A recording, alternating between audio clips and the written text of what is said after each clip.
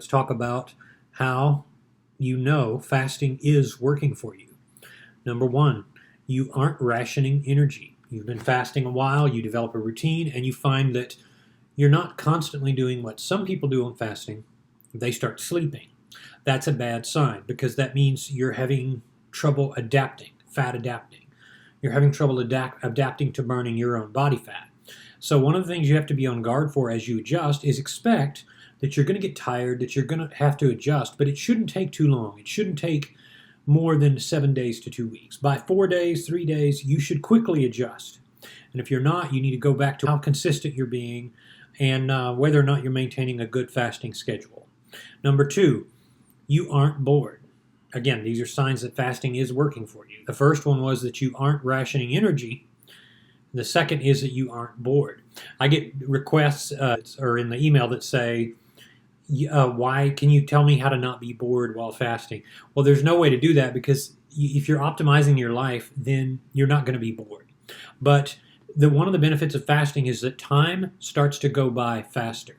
So you're finding other opportunities. You're surprised by chances you have. You're surprised by connections that your brain makes. You're excited to find that there's other things to do. If you're completely bored, then it means you need to take some of the energy you're getting from fasting and start putting it in other areas. And again, if you don't have any energy, if you find that you're weighed down, then you need to adjust your approach because either you haven't adapted yet normally or your body's resisting you, so time feels by like it's going by. It feels a lot crappier. You say, oh God, how much longer is this going to be? It's like waiting on your parents when you're growing up and they're going to the doctor and you're sitting here saying, how much longer is this going to be? Because you're a kid, time goes by faster, so you don't have the same perspective. Well, it's the same thing when you're an adult and you love doing what you're doing. Time goes by faster. So you should not be bored. You should be finding plenty of other opportunities. But let me stop here and say this on this point. The older you get, the harder that is to do because your brain doesn't make as much dopamine. It's really true, and I have seen studies on it. Your brain, that's why depression is a lot bigger of an issue as you get older. And I've met so many people, you're not always going to feel great, but you shouldn't feel completely bored. That's my point here, without going off into a tangent.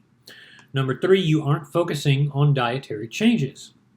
Now again, consider all of these different YouTube channels where basically they're fueled by coffee people who are high on coffee, and all they're doing is giving you advice on how to clean out your cabinet and start with different foods, get rid of your foods with flesh food, get rid of your foods with sugar and fruits and fructose, and it's all about reforming your dietary habits. Folks, you can't optimize your fasting by changing dietary habits. Remember, from the beginning of this channel, I have emphasized, if you want to succeed at fasting, eat what is normal food that you would make a meal out of. From there, you will continue to make natural, organic, forgive the term, progress on how to better your eating, and it will be like growing and not being afraid of monsters anymore, or being a child and then becoming a preteen and starting to notice the opposite sex. That it happens naturally, and it's not something you have to force. So you don't go and you don't say, oh, well, you need to eat right. Don't do that at first, because what you're going to do is put yourself in dieter's prison, and you're going to think about all the things you can't have and whatnot. Number four, you aren't sustaining psychological eating connections. That's a good thing. Remember, that's a good thing because you cannot lose and or maintain weight if you have psychological connections. And I've talked about mine in other videos. I used to drive by an automotive repair shop, Japanese auto repair, and on the next to that was a Chinese place. And I would sit there and eat, and I would overeat and overeat. And that psychological connection was I had to be happy and productive by stopping there. So every time I passed by that, I would overeat on Chinese food, and I would eat about 8 plates at the buffet and go home and literally sleep for 4 hours because I was in such a food coma. And I've told this story before. Chips Ahoy bags are blue. Dad would bring them home when I was young, and he would go out and do something in the garage, like change the oil. So to this day, when I see someone changing oil, I think of those blue bags, which make me hungry. Most people say blue is the color of not eating. For me, it's the color of snacking and chocolate, or it used to be. So what you find when you eat one meal a day is that you break all psychological addictions, because when you eat at a specific time, in a specific way, like you're doing or starting or about to do, if you're watching this, then that's not compatible with having psychological addictions. So if something makes you think about food or lust for food, what you are doing when you're succeeding is you aren't sustaining those psychological eating connections. You're breaking them. So that's why this list really is more of a primer than anything else, or a reminder than anything else. Number one, you aren't rationing energy. You're not tired all the time. Number two, you aren't bored.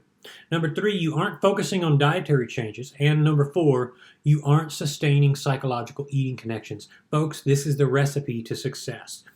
If any of those things you are doing, then something's wrong, and you've got to go back and see what in your life is amiss.